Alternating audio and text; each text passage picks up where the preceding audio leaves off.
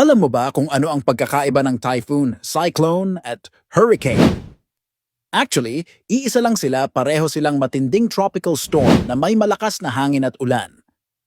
Ang tawag lang na typhoon ay ginagamit sa Pacific Ocean, cyclone sa Indian Ocean, at hurricane naman sa Atlantic Ocean.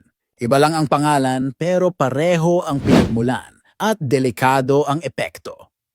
Kapag tinitingnan natin ang satellite image ng isang bagyo, mapapansin mo, ang bilog sa gitna, yan ang tinatawag na mata ng bagyo o eye of the typhoon. Nakakagulat, pero sa loob ng mata ng bagyo, kalma at halos walang ulan o hangin.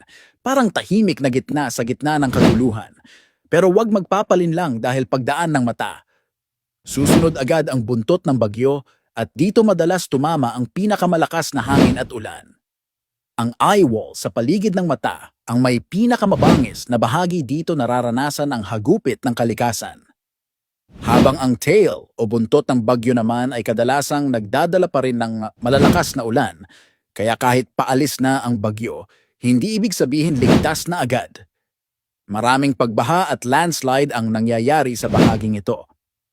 Kaya tandaan, kapag sinabi ng weather report na dumaan na ang mata ng bagyo, mag-ingat pa rin dahil maaaring paparating na ang buntot.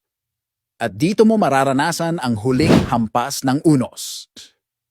Typhoon, cyclone, or hurricane man, iisa ang lakas, kaya iisa rin dapat ang ating pag-iingat.